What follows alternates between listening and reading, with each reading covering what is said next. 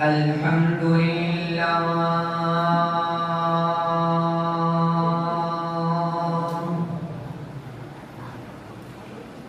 الحمد لله رب العالمين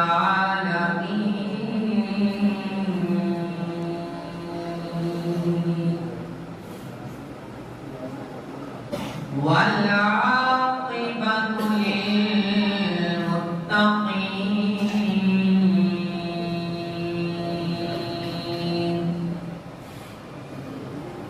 والصلاة والسلام على سيد الأنبياء والمرسلين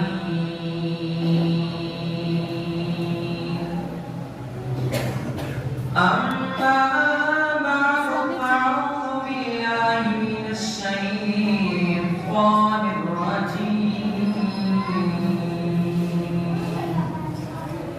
بسم الله الرحمن الرحيم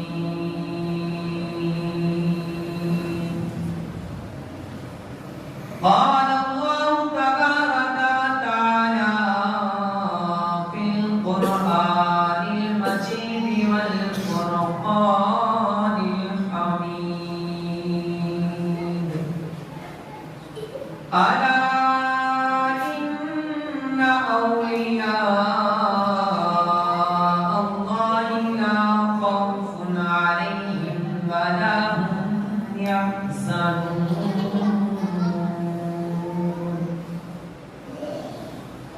آمنت بالله صدق الله مولانا العظيم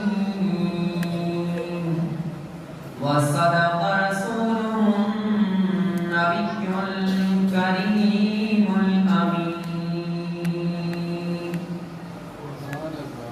اللهم نبّن قلوبنا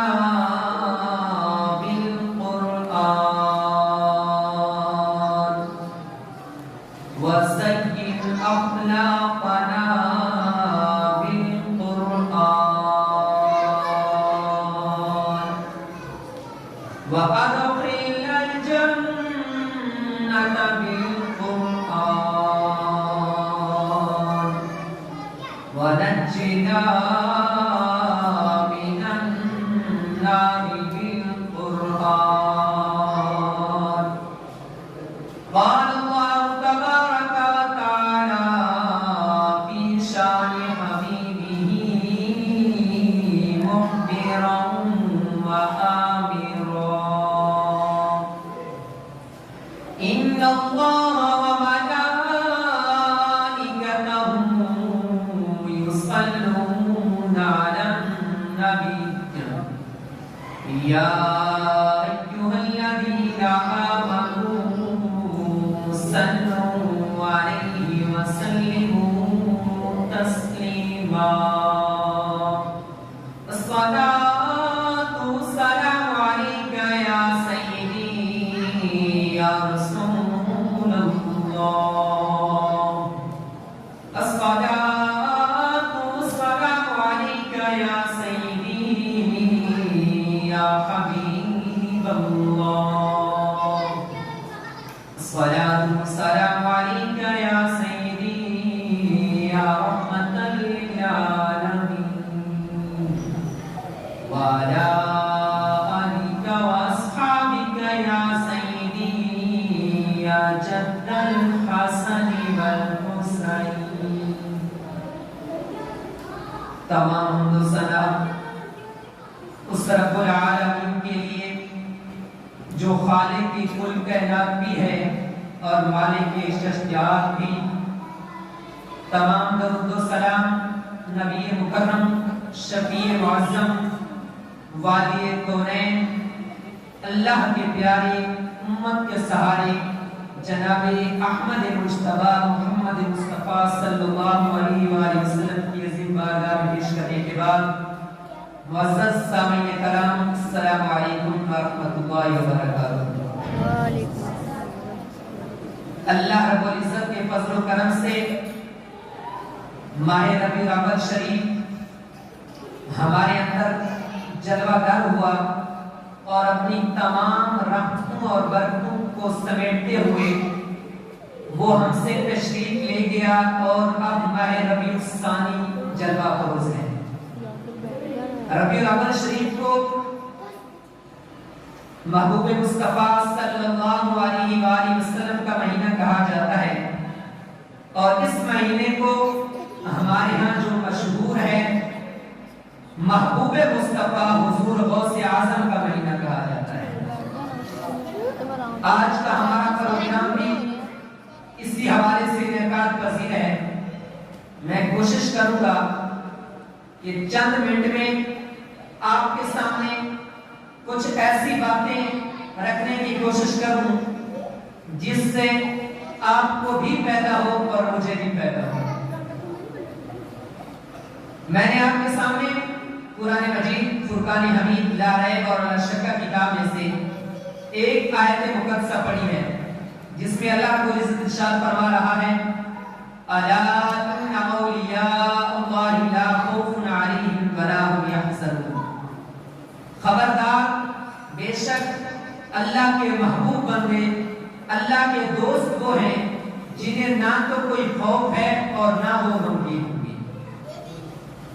اس آیت مقدسہ میں اللہ رب العزت نے سب سے پہلے اعلیٰ حرف تنبیہ ذکر فرمایا ہے، یعنی ہم کو متنبہ فرمایا ہے، خبردار کیا ہے کہ کوئی اہم بات ہو رہی ہے، توجہ فرمائیے۔ اللہ رب العزت نے حرف تنبیہ عربی میں اس لیے پکارا جاتا ہے جب کسی کو مخاطب کرنا ہو کہ متوجہ ہو جاؤ، میں کوئی اچھی کوئی اعلیٰ بات کرنے لگا ہوں۔ اس کے بعد اللہ رب العزت نے ان حرف تاکید بیان فرمایا ہے، اور قرآن مجید اور بلاغت کا یہ اصول ہے کہ حرف تاکید وہاں لگایا جاتا ہے جس چیز کا کوئی انکاری موجود ہے، یعنی جس بات کے بارے میں کوئی انکار کرنے والا ہو تو وہاں حرف تاکید لگایا جاتا ہے۔ مثال کے طور پر اگر آپ کسی کو کوئی بات کہتے ہیں کہ فلاں آدمی آیا ہے وہ نہیں مانتا تو آپ اسے کہتے ہیں خدا کی قسم سے وہ بات کیا ہے، تو وہ کہے گا یہ واقعی اب یہ سچ ہو رہا ہے۔ تو عربی کا یہ اصول ہے کہ جب کوئی اہم بات کرنی ہو اور مخاطب اس سے انکار کر دے تو پھر حرف تاکید لگایا جاتا ہے۔ تو اللہ رب العزت نے حرف تاکید ان فرمایا الا ان اولیاء اللہ، اولیاء اللہ، اللہ کے ولی، اللہ کے محبوب وہ ہیں جنہیں نہ تو کوئی خوف ہے اور نہ وہ غمگین ہوں گے۔ بظاہر ان دونوں لفظوں کا ایک ہی معنی ہے، خوف اور غم، لیکن اس میں ایک بہت بڑا نقطہ ہے جو میں آپ کو سنانے لگا ہوں۔ خوف کا مطلب ہوتا ہے اپنی جان کا غم۔ مثال کے طور پہ اگر آپ کو اپنی جان کا غم ہے تو آپ کہیں گے بھائی خوف نہ کیجیے۔ یہ بھی میں آپ کے سامنے قرآن سے پیش کروں گا۔ اللہ رب العزت کے پیارے کریم جب فرعون کے سامنے گئے تو آپ کو خوف لاحق ہوا، تو اللہ رب العزت نے ارشاد فرمایا لا تخف انک انت الاعلی، اے موسیٰ خوف نہ کیجیے، سر بلندی آپ کو ہوگی، یعنی کامیاب آپ ہی ہوں گے، خوف نہ کیجیے۔ اور حزن، غمگینی کا مطلب یہ ہوتا ہے کہ دوسرے کا غم ہے۔ اس کی مثال میں آپ کے سامنے قرآن سے پیش کرتا ہوں۔ سیدنا صدیق اکبر رضی اللہ تعالیٰ عنہ غار حرا میں حضور مکرم صلی اللہ علیہ وسلم کے ساتھ ہیں۔ آپ نے جب کفار کے قدموں کو دیکھا سیدنا صدیق اکبر نے، تو آپ کو یہ غم لاحق ہوا کہ کہیں یہ کافر خبیث حضور کو نقصان نہ پہنچا دے۔ تو اس وقت اللہ کے پیارے حبیب نے فرمایا لا تحزن ان اللہ معنا، اے صدیق اکبر غم نہ کیجیے، اللہ رب العزت ہمارے ساتھ ہے۔ خوف اپنی جان کا ہوتا ہے اور غم دوسرے کی جان کا ہوتا ہے۔ اب اللہ رب العزت اس آیت مقدسہ میں بیان فرما رہا ہے اولیاء اللہ کو نہ تو کوئی خوف ہے اور نہ انہیں کوئی غم ہے۔ اس سے ہمیں دو باتیں معلوم ہوئی، خوف ان کو اپنی جان کا نہیں اور غمگین وہ ہمارے بارے میں نہیں، دنیا میں بھی ہمیں کامیاب فرمائیں گے اور آخرت میں بھی ہماری آئیے حضور غوث اعظم کا میں آپ کے سامنے مختصر سا تعارف کرتا ہوں۔ جب آپ کی پیدائش ہوتی ہے، جس رات آپ کی پیدائش ہوتی ہے، آپ کے والد گرامی فرماتے ہیں کہ حضور صلی اللہ علیہ وسلم بذات خود میرے خواب میں تشریف لاتے ہیں اور فرماتے ہیں اے اسارے، آج رات جو تیرے گھر فرزند بیٹا پیدا ہونے والا ہے وہ اللہ کا ولی ہوگا اور وہ اللہ کا بھی محبوب ہوگا اور میرا بھی محبوب ہوگا۔ اور ساتھ حضور غوث اعظم کی شان بھی بیان فرما دی، فرمایا غوث اعظم کا مقام ولیوں میں اس طرح ہوگا جیسے میرا مقام باقی تمام انبیاء و مرسلین پر ہے۔ یہ جب آپ پیدا ہو رہے ہیں، ابھی پیدا نہیں ہوئے، پہلے حضور صلی اللہ علیہ وسلم نے بشارت دے دی ہے، پھر آپ کی پیدائش ہوتی ہے، آپ سحری سے چند لمحے پہلے پیدا ہوئے، رات کے وقت پیدا ہوئے، رمضان المبارک میں پیدا ہوئے۔ جب تک سحری کا وقت نہیں ہوتا، آپ کی ماں فرماتی ہے کہ جب تک سحری کا وقت نہیں ہوتا بچہ دودھ پیتا رہتا ہے۔ ابھی پہلے دن کا ہے، ہمارے یہاں بچے 50 سال کے بچے کیا 50 سال کے بندے ہی روزہ نہیں رکھتے، ابھی پہلا دن ہے، سحری تک دودھ پیا، اس کے بعد دودھ پینا چھوڑ دیا۔ ماں کی محبت تھی دل میں، پریشان ہوئی، افطاری کے بعد جب مغرب کی اذان ہوئی دودھ پینا شروع کر دیا۔ 3 دن تک ماں پریشان رہی، یہ کیا معاملہ ہے؟ جب تیسرے دن افطاری کے بعد دودھ پیا تو ان کو پتہ چل گیا کہ یہ اللہ کا ولی ہے اور یہ روزے کے ساتھ ہوتا ہے۔ اور اس کی تحقیق دوسرے سال اس طرح ہوئی کہ جب دوسرا سال آیا، عید کا دن تھا، موسم ابر آلود تھا، بادل تھے، لوگ پریشان ہوئے کہ اب پتہ نہیں چل رہا کہ عید ہے یا روزہ ہے، تو لوگوں نے بتایا کہ یہاں ایک ایسا اللہ کا ولی پیدا ہوا ہے، دیکھو اگر اس نے روزہ رکھا ہے تو آج روزہ ہے ورنہ آج عید ہے۔ یہ ابھی آپ کی عمر 1 سال یا 2 سال ہے، اختلاف کیا ہوا ہے؟ آپ کا نامی عبد القادر ہے، کنیت ابو محمد ہے، اور آپ کا لقب جو ہے نا وہ محی الدین ہے۔ میں اس پہ ایک نقطہ آپ کو بتا دوں کہ محی الدین کا مطلب ہے دین کو زندہ کرنے والے۔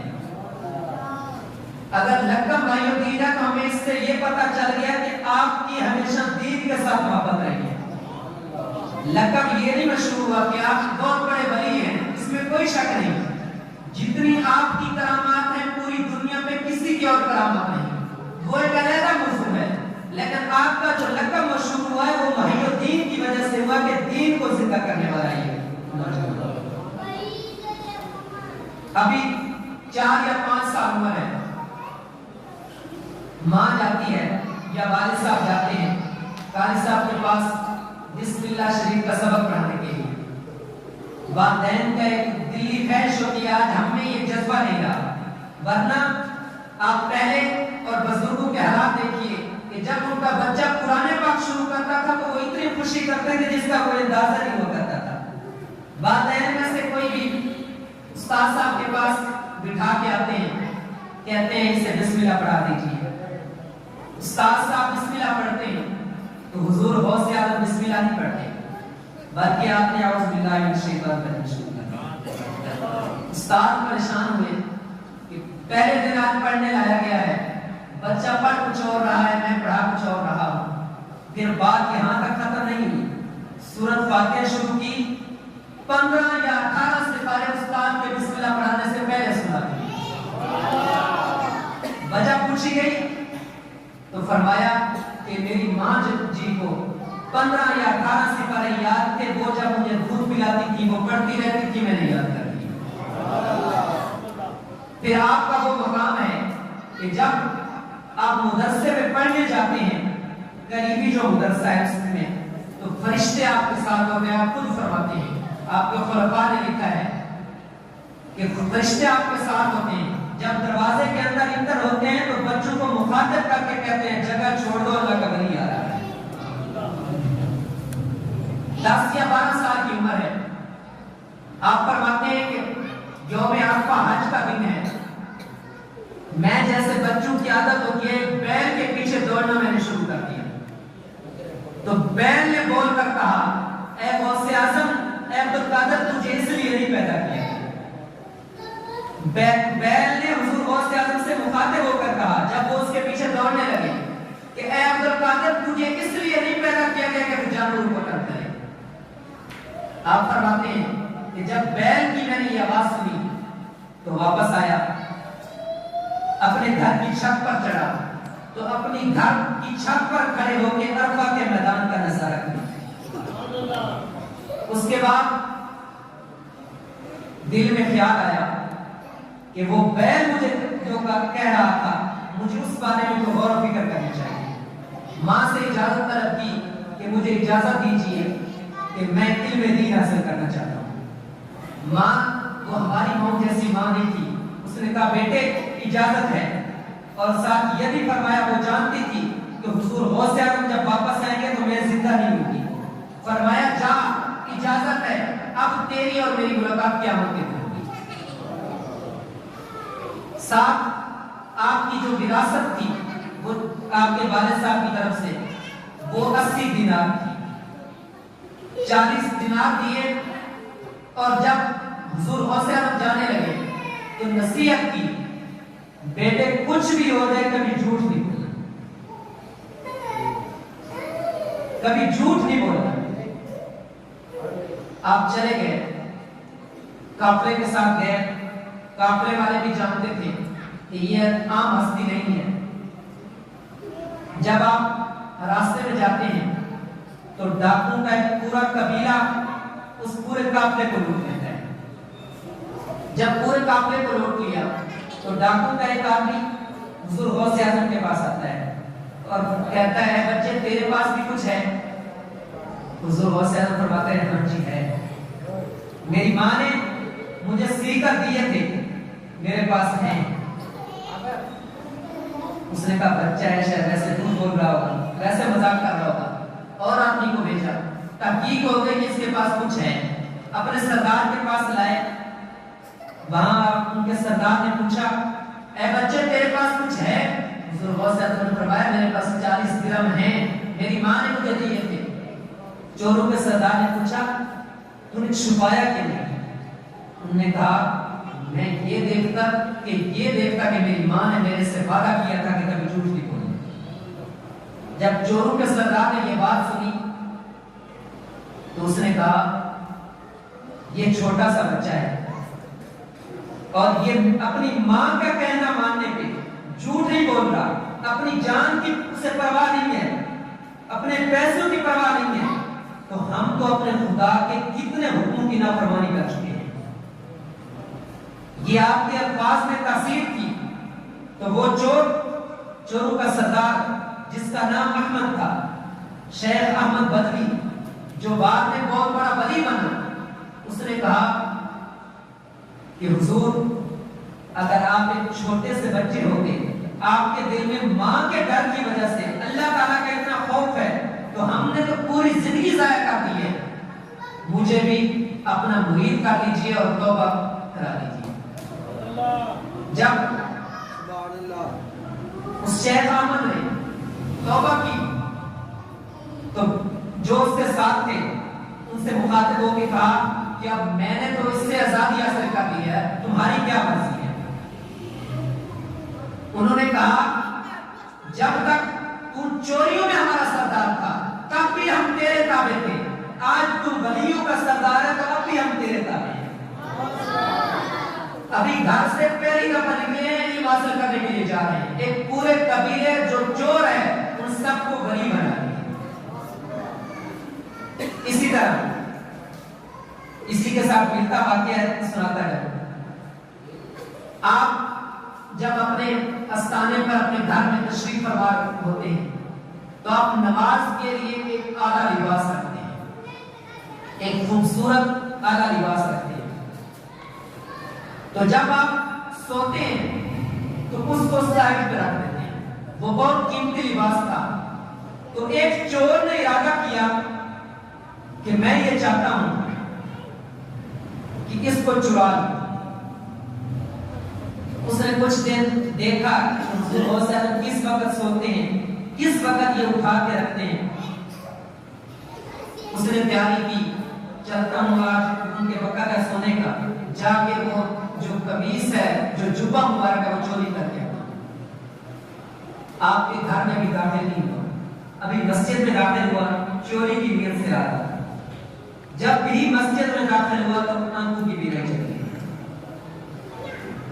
حضور غوث اعظم کا جبہ چوری کرنے آ رہا، ابھی گھر میں نہیں پہنچا، مسجد میں تھا، آنکھوں کی بینائی چلی. اب پریشان ہو گیا کہ یہاں رہتا بھی نہیں ہوں، آگے پتہ ہی نہیں کہاں جانا ہے، اب کروں کیا. بہت سوچو بچار کے بعد اس کے ذہن میں خیال آیا جس مسجد میں اسی مسجد کی صف میں چھپ جاتا ہوں، جب کوئی آئے گا باہر نکل جائے. صف میں چھپ گیا. اتنی دیر میں حضور غوث اعظم کا دروازہ کھٹکتا ہے. جب دروازہ کھٹکا تو حضور غوث اعظم نے آواز دی. کون؟ آواز آئی خضر علیہ السلام. عرض کی کیسے آنا ہوا؟ فرمایا فلاں علاقے کا ابدال اللہ کو پیارا ہو گیا ہے، ابدال لینے آیا ہوں. فلاں علاقے کا ابدال اللہ کو پیارا ہو گیا ہے، ابدال لینے آیا ہوں. حضور غوث اعظم نے فرمایا جا وہ صف میں لکھتا پڑا ہے اسے لے جا. وہ چور تھا، وہ ڈر گیا، اس نے کہا میں ابدال نہیں ہوں، میں چور ہوں، میں ابدال نہیں ہوں، میں چور ہوں. حضرت خضر علیہ السلام نے فرمایا جب تک تو چور تھا، حضور غوث اعظم نے بتا دیا، فرما دیا تو ابدال ہو. چوری کرنے آیا تھا، حضور غوث اعظم نے صرف یہ فرما دیا وہ ابدال ہے تو اس سے ابدال ہو گیا. اور آپ کے علم کے ساتھ محبت دیکھیے کہ آپ نے ساری زندگی پڑھتے پڑھاتے گزاری ہے. آپ کا یہ معمول تھا کہ آپ صبح فجر کی نماز سے لے کر ظہر کی نماز تک درس یعنی دین کی کتابیں پڑھایا کرتے تھے، اور ظہر سے لے کر عصر تک قرات پڑھایا کرتے تھے. اس سے پتہ چلا کہ عالم دین بھی آپ ہیں اور آپ قاری قرآن بھی ہیں. آپ بہت بڑے مفتی بھی ہیں، آپ بہت بڑے مفسر بھی ہیں. آپ نے ایک تفسیر بھی لکھی ہے جس کو تفسیر جیلان کے نام سے شائع کیا گیا، اس کو اردو میں بھی ترجمہ ہو چکا ہے. آپ بیان نہیں فرمایا کرتے تھے. اللہ تبارک و تعالیٰ نے بہت علم عطا فرمایا تھا. سوئے ہوئے تھے، خواب میں حضور تشریف لائے. فرمایا ہے بیٹے لوگوں کو بات کیوں نہیں کرتے؟ عرض کیا نانا جان میں اجمی ہوں، یہ عربی ہے، اس ڈر کی وجہ سے لوگوں کو بات نہیں کرتا کہ میری سمجھ ہی نہیں ہے. دو مختلف روایتیں ہیں. ایک میں ایک حضور نے آپ کو فرمایا کہ میرے لعاب مارک یعنی میری زبان کو چوس. دوسری روایت کے جو الفاظ ہیں وہ یہ ہے کہ حضور نے 60 مرتبہ لعاب دہن اپنا حضور غوث اعظم کے منہ میں ڈالا اور فرمایا کہ لوگوں کو واضح نصیحت کیا تھا. آپ خواب کی حالت تھی، خواب سے بیدار ہوئے، سوچو بچار کی کہ حضور نے اجازت عنایت فرما دی ہے، اب لوگوں کو واعظ کرنا ہے. ابھی ظہر کی نماز پڑھی تھی، جاگتے ہوئے ہی حضرت علی رضی اللہ تعالیٰ عنہ تشریف لے آئے. فرمایا بیٹا جان لوگوں کو واعظ اور نصیحت نہیں کرتے. عرض کی ابا جان حضور بھی تشریف لائے تھے، یہی گزارش کی تھی کہ میں اجمی ہوں، یہ عربی ہے، میری سمجھ نہیں آتی، اس لیے اس ڈر کی وجہ سے واضح نصیحت نہیں کرتا. حضرت علی نے 6 مرتبہ اپنا لعاب دہن آپ کے منہ میں ڈالا. حضور نے 7 مرتبہ ڈالا تھا، حضرت علی نے 6 مرتبہ ڈالا. حضور غوث اعظم نے وجہ پوچھی، حضور نے 7 مرتبہ ڈالا تھا، آپ نے 6 مرتبہ کیوں ڈالا؟ مولا کائنات نے فرمایا وہ حضور تھے، میں علی ہوں، ان کے ادب کی وجہ سے کم مرتبہ ڈالا ہے، جان کے بعد لوگوں کو واضح نصیحت کیا. پھر حضور کی اجازت سے جب آپ نے واضح نصیحت شروع کیا تو اس کے بعد حالت یہ ہوا کرتی تھی، حضور کی آواز کی برکت یہ ہوا کرتی تھی کہ 70,000 کا مجمع ہوتا تھا سامنے، کوئی سپیکر نہیں،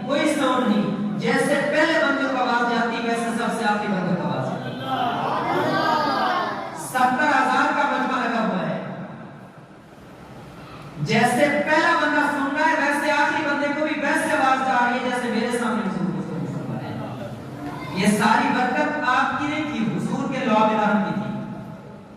اور پھر وہ وقت آیا کہ جیسے ہم لوگ ہوتے ہیں، ہم کلاس یعنی ہم مرتبہ لوگ ہوتے ہیں، تو 100 وقت کے عالم نے یہ سوچا کہ سننا ہے اس کے پاس بہت بڑا علم ہے، آج جاتے ہیں مشکل سے مشکل اس سے سوال کرتے ہیں. 100 آدمی ہے پورا، حضور غوث اعظم کے سامنے آتے ہیں، کوشش کرتے ہیں سوال کریں، ذہن میں جو کچھ تھا سارا کا سارا چلا گیا، جو کچھ ذہن میں تھا سارا کا سارا چلا گیا. حضور غوث اعظم کی طرف متوجہ ہوئے اور فرمایا سوال ہو گئے، سوال ہو گئے، سوال ہو گئے. وہ خاموش، ذہن میں جو کچھ تھا سارا کا سارا چلا گیا. حضور غوث اعظم نے نگاہ عنایت فرمائی اور فرمایا اب خاموش ہو جاؤ، جو تم سوال لیتے سوال بھی میں کروں گا، جواب بھی میں دوں گا. 100 آدمی تھا، ہر ایک کا علیحدہ علیحدہ سوال کیا اور علیحدہ علیحدہ جواب دیا اور فرمایا اب جاؤ لے جاؤ.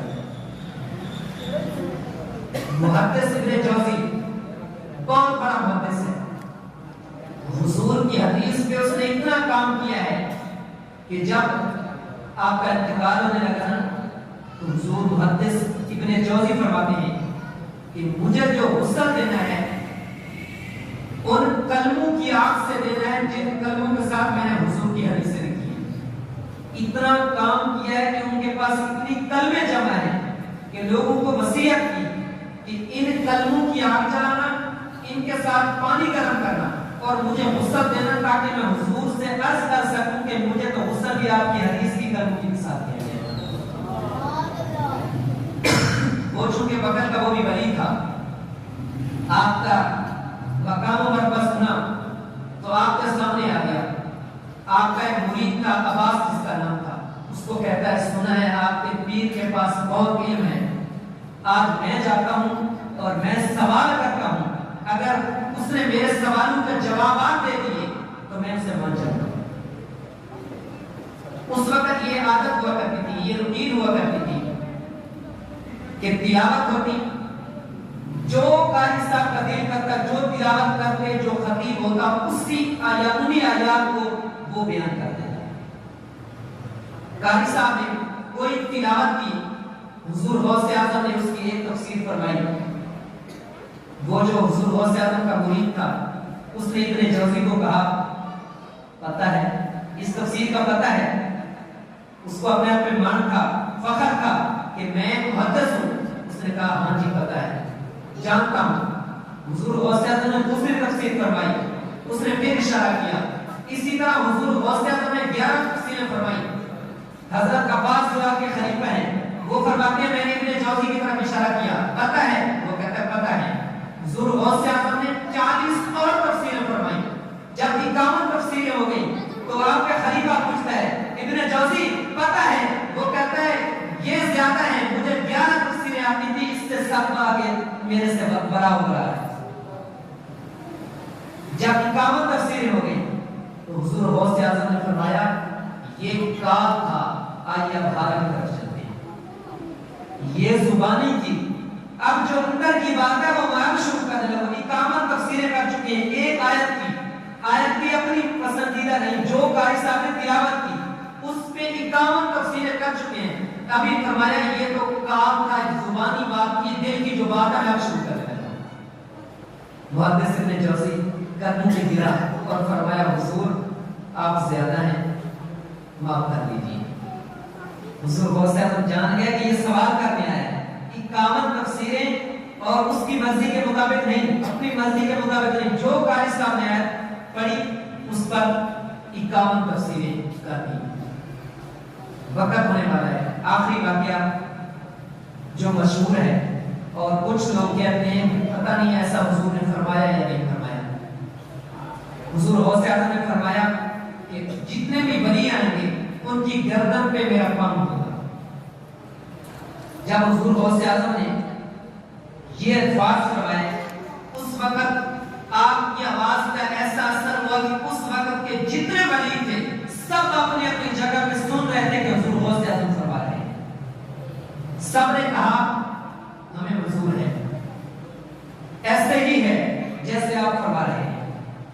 ایک بہت بڑے ولی تھے شیخ سنان، انہوں نے فرمایا ادھر ہی اپنی محفل میں کہ سب پہ آپ کا قدم مبارک ہوگا، میری گردن پہ نہیں ہے. توجہ طلب بات ہے. شیخ سنان فرماتے ہیں حضرت کے ولی ہیں، فرماتے ہیں کہ سب کی گردن پہ آپ کا قدم ہوگا، میری گردن پہ نہیں ہے. حضور غوث اعظم نے فرمایا جا تیری گردن پہ سور کا قدم ہوگا. اس وقت جو مریدین بیٹھے تھے وہ سن رہے تھے، چونکہ حضور غوث اعظم کی آواز کی وہ برکت تھی کہ جہاں جہاں ولی بیٹھے تھے سب جگہ آواز آئی.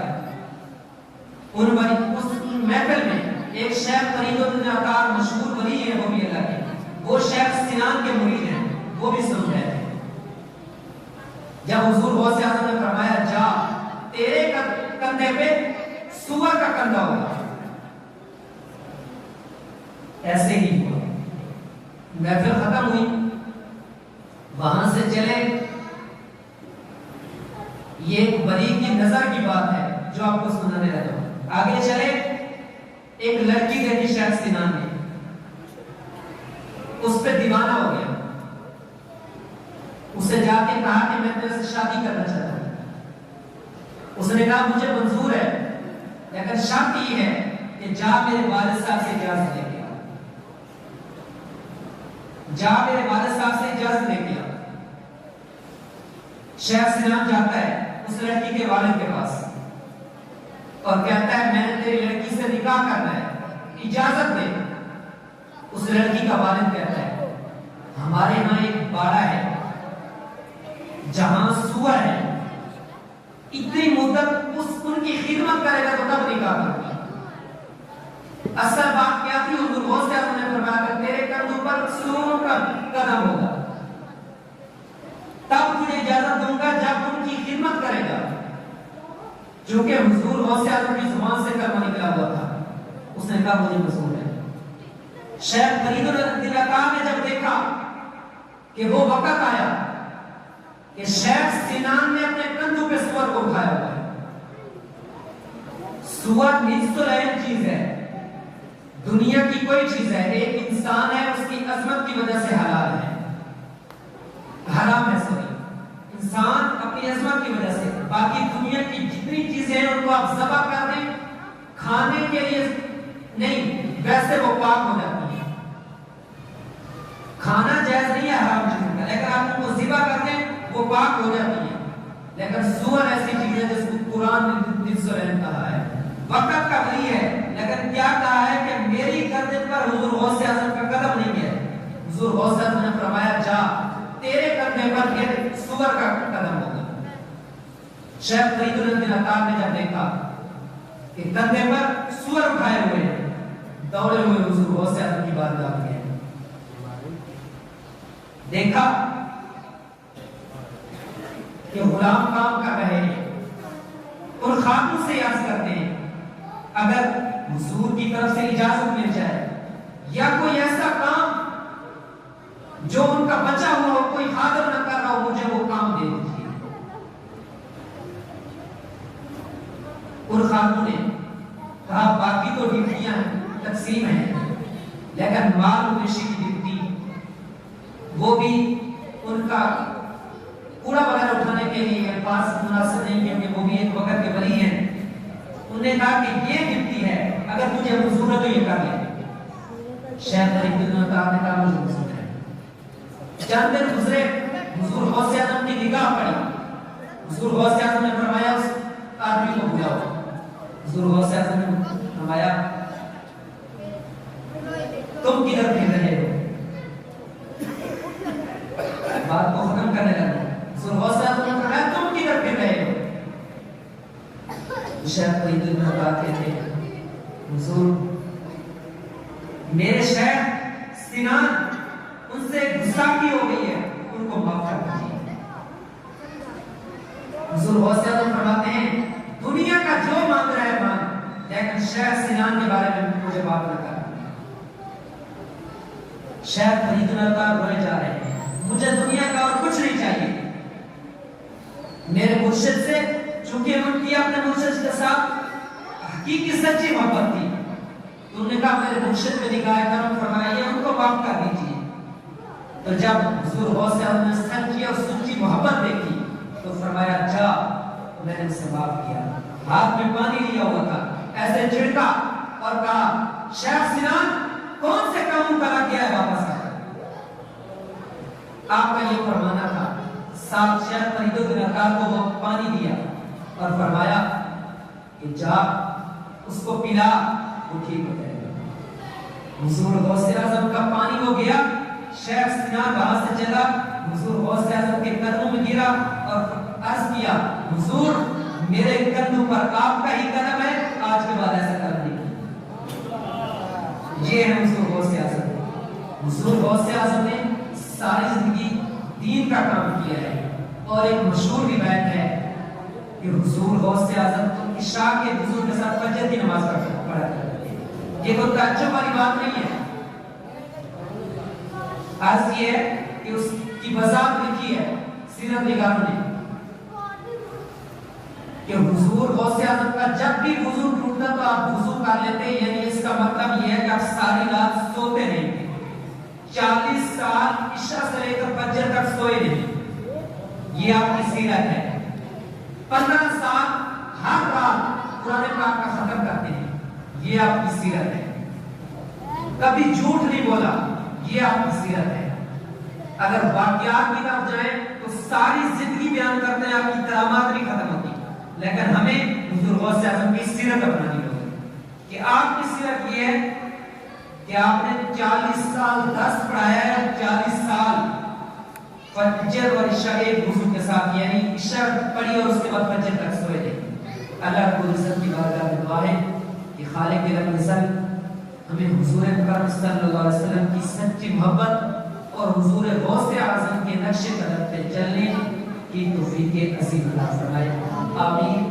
وما علینا الا البلاغ۔